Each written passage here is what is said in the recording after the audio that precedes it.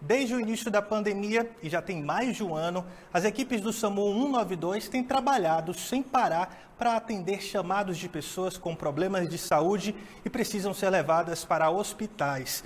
Mas, infelizmente, mesmo no período de dificuldades, tem gente que passa trotes e chama a equipe, que perde tempo e, o pior, deixa de atender a quem precisa realmente.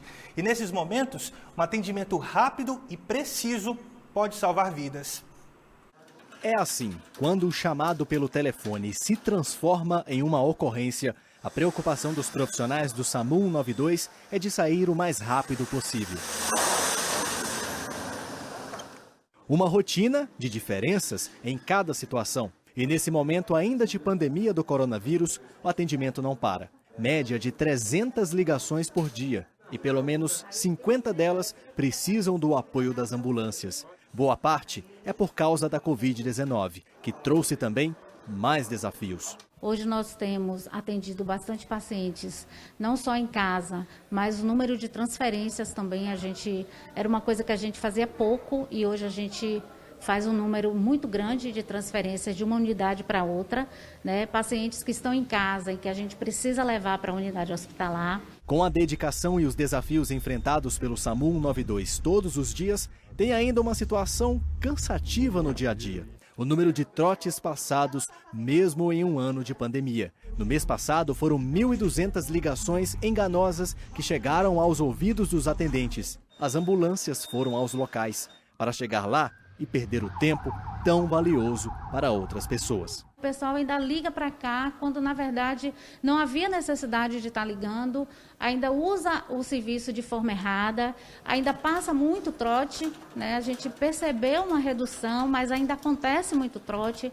A gente ainda sai da base para atender trote, quando chega lá não teve vítima, não teve acidente, então as pessoas ainda continuam utilizando o serviço que é de urgência e emergência pré-hospitalar de forma errada. O SAMU 192 conta com 4 unidades de suporte básico e uma ambulância de suporte avançado, e ainda 7 ambulâncias nos distritos de Vitória da Conquista. Além das ambulâncias e todo o equipamento, o SAMU 192 em Vitória da Conquista conta também desde 2018 com a Motolância, um veículo que serve para agilizar todo o processo de atendimento, principalmente nesse momento em que a gente está vivendo. Afinal, é mais de um ano aí com a pandemia do coronavírus. A agilidade da Motolância facilita para o início dos trabalhos, até, quando necessária, a chegada da equipe médica. E para situações de atendimentos de Covid-19, o profissional precisa estar preparado, com vestimentas, equipamentos e mais algo que todos os 151 servidores têm trabalhado nesse cenário de pandemia: a comunicação. Já houve situações com Juscelia em que o diálogo fez toda a diferença também para acalmar um paciente. Um paciente lúcido e um paciente que estava bastante preocupado com o fato de ficar um tempo maior distante da família. E aí eu me senti na obrigação de tranquilizar ele um pouco nesse transporte. A gente foi conversando, eu falando coisas positivas para ele sempre. E aí, quando eu deixei ele lá, ele disse para mim que o maior medo dele era de não sair mais de lá. E a comunicação também é presente entre os profissionais do SAMU 192. Afinal, trabalhar nesse momento de pandemia também é desafiador para eles. É um todo, né? Não é só a parte técnica. É também passar positividade, porque sempre esses pacientes a gente percebe que vai ficar um tempo maior internado, distante da família, né? E acho que isso é muito importante. Nesse momento tão complicado, quem não pode ajudar, pelo menos, não atrapalha as pessoas que podem salvar vidas. É importante demais esse trabalho dos profissionais da saúde do SAMU 192, principalmente nesse momento tão difícil para todos nós. Parabéns para toda a equipe de profissionais do SAMU 192.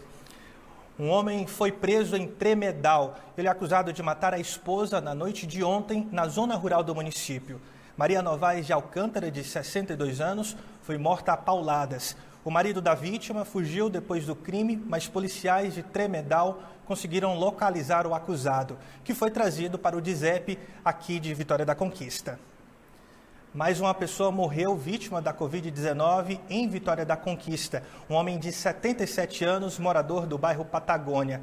Já são 401 mortes no município desde o início da pandemia. 72 novos casos foram confirmados em 24 horas. 449 pessoas estão em recuperação. A ocupação de leitos clínicos está em 55,1%. Leitos de UTI, 92,9%. A vacinação contra a Covid-19 segue nesse feriado em Vitória da Conquista até daqui a pouco, 1h. Mas atenção para os públicos. A primeira dose está sendo aplicada nos profissionais de segurança e salvamento. Para os idosos, está sendo oferecida hoje apenas a segunda dose para quem está no prazo marcado no cartão.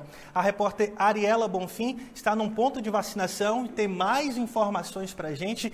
Ari, onde é que você está e como é que está a movimentação por aí? Oi, Luan, boa tarde para todo mundo acompanhando o Bahia Meio-Dia. Eu estou aqui na quadra esportiva da Fainor, onde é esse ponto fixo aqui, onde está funcionando a vacinação de segunda dose desde as 9 horas da manhã. Na verdade, desde 8h30 o pessoal começou. Olha, o movimento aqui estava bem intenso, né? Mais cedinho. Agora está mais tranquilo, até porque já está chegando próximo do fim, né? Que vai acabar essa vacinação nesse feriado de Tiradentes, daqui a pouquinho, à 1h. Eu queria conversar aqui com o seu Carlos, é isso, seu Carlos? Evangelista. Carlos Evangelista, vai vacinar a segunda dose. Como é que está aí o coração com relação a isso? Sempre, como disse? Tá feliz? Estou feliz, tranquilo, graças a Deus, né? Esperamos que seja extensivo para todas as pessoas que não são os mais novos, né? E para todo mundo ficar imunizado, todo né, mundo, exatamente. Mas vi que o senhor chegou feliz aqui. Com muita responsabilidade. É verdade. Esses jovens mesmo hoje estão abusando demais. Eu tenho um filho jovem também, tenho um filho de 22 anos e tenho de 40 e tanto.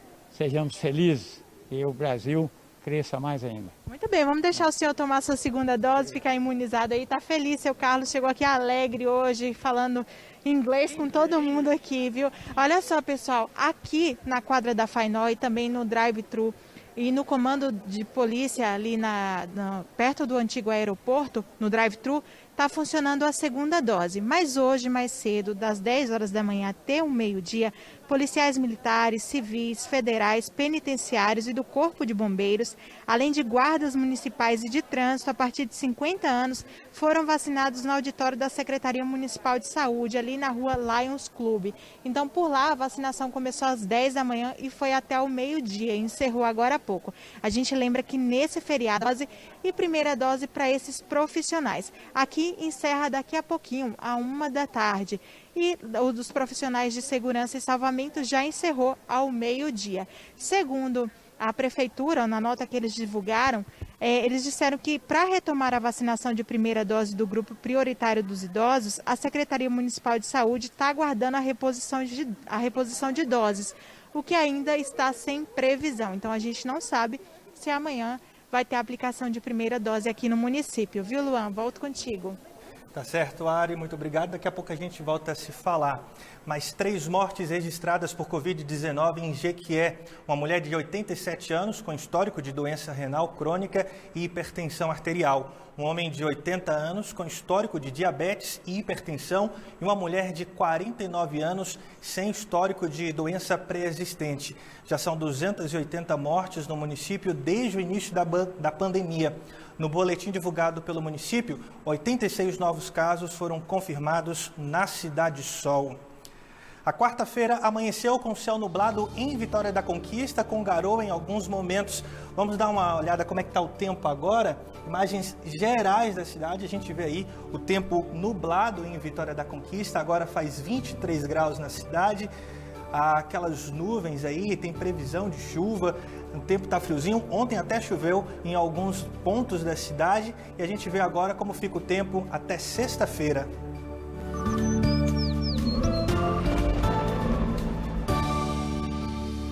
O feriado segue com um tempo instável em Vitória da Conquista, com chuva a qualquer hora. A temperatura mínima prevista é de 18 graus e máxima de 26. Amanhã pode ter pancadas de chuva à tarde e à noite, mínima de 18 e máxima de 27 graus. Na sexta-feira também pode chover a qualquer momento do dia, variação entre 18 e 28 graus. O INMET, Instituto Nacional de Meteorologia, alerta para o perigo de chuvas fortes na região. Chuvas que podem variar entre 30 e 60 milímetros por hora. Vamos dar uma olhada no mapa do INMET. A gente tem esse mapa aqui, e essa parte em laranja do mapa, que representa a nossa região, é onde o INMET diz que tem perigo de chuvas intensas. Esse alerta que vai até amanhã. Em alguns lugares pode chover até 100 milímetros por dia, e em algumas cidades já choveu bastante nas últimas 24 horas. É o que tem mostrado a previsão do tempo. Essas são imagens de Jaguaquara. Dá uma olhada. Muita enxurrada, choveu bastante na cidade nas últimas 24 horas. A previsão até de mais chuvas para Jaguaquara e toda essa região. A gente vê aqui que a média em Jaguaquara de chuva foi de 77 milímetros, só no entroncamento de Jaguaquara foi aí 96 milímetros, segundo dados do CEMADEM, que é o Centro Nacional de Monitoramento e Alerta de Desastres Naturais. Em Barra do Rocha, 61,60 milímetros nas últimas 24 horas. A gente tem aí Tapetinga com 26,54, Guanambi com 14,60 milímetros nas últimas 24 horas. Iguaí choveu ontem por volta do meio-dia. A chuva provocou enxurrada nas escadarias do bairro Marinho Freitas e deixou as ruas do entorno da Praça Lomanto Júnior, conhecida como Praça do Mercado, completamente alagada. A chuva durou menos de uma hora e surpreendeu os moradores, que disseram que não estão acostumados com pancadas de chuva nessa época do ano. Choveu média de 25 milímetros em Iguaí. Em Lajedo do Tabocal também teve chuva e vento forte. Essas imagens do povoado do Peixe, zona rural de Lajedo do Tabocal. A chuva caiu forte na tarde de ontem, média de 30 milímetros, e junto com o vento forte deixou estragos. As rajadas de vento derrubaram muros, telhados e árvores. E olha só, segundo o professor e climatologista Rosalvio Lucas, a gente tem um acumulado de chuvas, por isso ela está caindo em grande quantidade agora. Tem mais previsão de chuvas para a região, mas para os próximos meses a previsão é de queda no volume de chuvas. O que vai acontecer daqui para frente? A gente vai ter menos chuvas, né? E há mais de um mês, uma moradora de Brumado está internada em Vitória da Conquista à espera de um medicamento que pode salvar a vida dela. Dona Zenilda foi diagnosticada com a síndrome de Guillain-Barré e está perdendo os movimentos do corpo. A Justiça já determinou que o Estado forneça a medicação, mas até o momento a decisão não foi cumprida. No início do ano passado, Zenilda Damasceno Santos, de 45 anos, precisou buscar ajuda médica. Ela é de Brumado. Segundo a sobrinha, Zenilda começou a perder os movimentos da perna. Sentindo dor, aí foi fazer tratamento no hospital em Brumado. Em Brumado ela ficou internada e começou a ter tratamento em hospital mesmo. Zenilda foi diagnosticada com síndrome de Guillain-Barré, que é uma doença do sistema nervoso. Então, a síndrome de Guillain-Barré é uma doença autoimune que se caracteriza por uma fraqueza muscular progressiva. Geralmente ela começa nas pernas e evolui ao longo de alguns dias para os membros superiores e decorre de uma consequência de uma infecção ou uma imunização. Zenilda está internada no Hospital Crescêncio Silveira há mais de um mês, mas está sob responsabilidade do Hospital Geral de Vitória da Conquista. A transferência foi feita por conta do risco de contaminação. Ela está com paralisia nos membros inferiores, evoluindo para os superiores. Segundo os médicos, ela precisa de uma medicação, a imunoglobina humana. Para conseguir a medicação, a família entrou na justiça. O juiz já decidiu a favor dela, já fazendo como uma intimação de mandado judicial, que tanto o município e o Estado arque com a medicação dela, né, com passivo de multa diária. Segundo esse médico neurologista, existem formas leves e graves da doença. E, em alguns casos, a medicação é necessária para a cura. Existem casos graves, que a pessoa de fato fica sem andar, Tem casos que a pessoa tem fraqueza, inclusive, para respirar e pode precisar de ventilação mecânica e ir para a UTI. E tem casos mais leves, que a pessoa tem uma fraqueza discreta.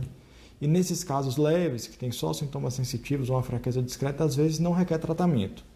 Mas na maior parte das vezes precisa de usar tratamento com a medicação que chama imunoglobulina ou um outro tratamento que chama plasmaférese, que visam encurtar a duração da doença e evitar que essas complicações aconteçam. No dia 6 de abril, o juiz Antônio Carlos do Espírito Santo Filho determinou que no prazo de 48 horas, o Estado da Bahia e o município de Brumado fossem intimados para comprovarem o fornecimento do medicamento à paciente, a Zenilda, mas até o momento ela não recebeu essa medicação. A gente está preocupado com isso, que cada dia que passa não pode esperar. Um dia a menos sem o medicamento é um dia a menos de vida para ela. Trabalhava, tem família, tem filhos, tem marido e agora não pode cuidar nem dos filhos nem do marido porque está em cima de uma cama. É muito triste. A Secretaria Estadual da Saúde disse que a Superintendência de Assistência Farmacêutica está tentando a compra do medicamento fora do Brasil, já que não há disponibilidade da imunoglobina humana no mercado nacional. Disse ainda que não foi identificada a receita médica com indicação da posologia desse medicamento para a paciente mostrada na reportagem. Informação que, segundo a CESAB, é necessária para dar continuidade à demanda. Desde ontem, nossa produção entrou em contato com o Hospital Geral para saber sobre essa receita médica, mas até o momento não recebemos nenhuma informação. A gente fala agora de um problema que atinge mais de 1 milhão de pessoas no Brasil, a cegueira. Você sabia que cerca de 60% das pessoas, das doenças que causam cegueira, podem ser tratadas? Isso quer dizer que quase 700 mil brasileiros cegos poderiam estar enxergando caso tivessem sido tratados a tempo. Por isso, o mês de abril é de alerta para os cuidados com a visão. Vamos voltar com a Ariela Bonfim. Ariela, a campanha Abril Marrom fala da importância das pessoas consultarem um oftalmologista pelo menos uma vez por ano, não é isso? É isso mesmo, viu, Luan? Pelo menos uma vez por ano, mas dependendo do caso, da doença que a pessoa apresente, aí o médico vai indicar até mais vezes por ano, mas é claro que isso vai depender da indicação médica. E esse dado preocupa, né, Luan? A gente falou aí de mais de 1 milhão de brasileiros com doenças como cegueira e visão baixa, sendo que 60% a 80% dessas doenças poderiam ser evitadas, né, se tivesse a prevenção. E é sobre isso que a gente vai conversar agora com o Dr. João Nelson, que é oftalmologista aqui com a gente. Doutor, boa tarde. Boa tarde. É um número muito alto, né? Por que tanta gente acaba perdendo a visão por conta, né, de não prestar bem atenção nesses sintomas?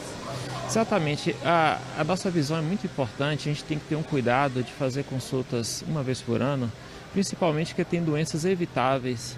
Então, a pessoa que tem diabetes, pressão alta, deve cuidar mais dos seus índices para não afetar o olho e não perder a visão. A gente está falando de doenças como diabetes, como pressão alta. Geralmente o pessoal não associa isso à perda de visão, né? Quando é que chega a esse ponto? Normalmente a pessoa vem perdendo a visão aos poucos e ela não percebe. Então, às vezes atinge só um olho, o outro olho ainda enxerga bem. E ela vai perdendo a visão, quando vai chegar no oftalmologista já está num estágio muito avançado e difícil de tratar. Então tem algumas patologias que a gente consegue reverter o problema e outras já não consegue. Bom, com relação a essa consulta, né, que deve ser pelo menos de uma vez por ano, a pessoa precisa apresentar algum sintoma ou ela deve apenas ir? Não, o principal da saúde é a prevenção. Então, numa consulta de rotina, é feito o exame do óculos, é medida a pressão ocular, é feito o exame de fundo de olho.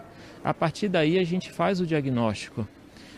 Catarata é uma causa reversível, então as principais causas reversíveis é a catarata e irreversível é o glaucoma. Então, o glaucoma, por exemplo, diagnosticado cedo, ele pode ser tratado evitando a cegueira. Por isso o Abril Marrom, né, uma data criada aí desde 2016 justamente para chamar a atenção desses cuidados com os olhos que não podem ser negligenciados. Até porque uma pesquisa aí apontou que pelo menos 85% da percepção que a gente tem do mundo vem através dos olhos, né, doutor? A prevenção é a palavra-chave nesse momento. Então, assim, começamos a fazer exame desde o bebezinho. até a idade de 90, 100 anos, justamente porque a população está envelhecendo e com isso o olho também necessita de muitos cuidados. Inclusive nesse momento de pandemia, já que o olho também é uma porta de entrada para o vírus, né, doutor? Com certeza, a mucosa ocular faz parte da contaminação do coronavírus. Então, nunca coçar os olhos, lava sempre as mãos, lavar o óculos. Esses cuidados são muito importantes. Muito obrigada pelas orientações e pelas dicas, doutor. Tá aí, Luan, ó, cuidar sempre das nossas vistas. Afinal, né, ela é o responsável aí por 85% da nossa percepção sobre o mundo. Volto contigo. Com certeza, Ari. Muito obrigado, bom trabalho para você. Agora a gente vai falar de um talento que vem lá do município de Mirante. A paixão pelo desenho fez um jovem se destacar e hoje recebe o reconhecimento de ídolos do futebol, que é o tema central dos desenhos que ele faz. Vamos conhecer um pouco dessa arte de Clériston Medrado. Faltou habilidade com os pés para esse flamenguista apaixonado que queria ser jogador de futebol. Em compensação, sobrou talento com as mãos. O que Clériston Medrado, de 19 anos, morador de Mirante, que fica a 150 quilômetros de Vitória da Conquista, consegue desenhar é impressionante. Desenhos que mais parecem fotografias. Quando eu era pequeno, na escola, sempre meus colegas já gostavam dos meus desenhos, mesmo não sendo realistas. Um desenho que marcou muito a minha infância foi esse desenho aqui, que eu fiz do meu professor. Que é para você ter uma ideia de como eu comecei a fazer desenho. Clériston desenha qualquer coisa, mas a paixão dele mesmo é pelo esporte. Ele já fez pinturas realistas de Neymar, Messi, Cristiano Ronaldo, Marta, uma paixão que vem chamando a atenção de muitos desses jogadores, o que já rendeu a Clériston mais de 60 mil seguidores nas redes sociais. Os seguidores são um símbolo do reconhecimento de um talento nato. Clériston nunca fez nenhum curso de desenho. Só que para ele, o prêmio mesmo vem em formato de vídeos de agradecimento gravados pelos craques da bola que ele tanto admira, como Wallace Reis, zagueiro do Vitória, e Marcos Antônio, meio-campo do time ucraniano Shakhtar Donetsk. Fala, Clériston, beleza? Muito obrigado pelo trabalho fantástico, sensacional. Você continue fazendo isso aí e aproveitar e mandar além de um abraço para você e para toda a Mirante aí na Bahia. Valeu? Fala, Clériston, tranquilo? Aqui é o Marcos Antônio. Quero lhe agradecer aí pelo desenho e lhe parabenizar aí pelo seu trabalho e desejar toda a sorte do mundo para você. Valeu, um forte abraço, tamo junto. Às vezes eles não respondem através de vídeo, mas eles postam nas redes sociais deles, também comentam nas fotos. Como no esporte, na arte, o incentivo faz toda a diferença. E esse vem de quem ajudou a descobrir o talento de Clériston para o desenho. Como apreciador de arte, eu devo confessar que de inspiração para ele, acabei me tornando o seu grande fã. Vamos estar sempre torcendo por você, meu amigo. Sucesso e forte abraço. Agora, o craque dos lápis de cor sonha em aprimorar a técnica do desenho realista e, quem sabe, conseguir viver da arte que faz. Eu ainda não cheguei aonde eu quero chegar, mas eu acredito, eu creio que Deus vai me ajudar a chegar lá.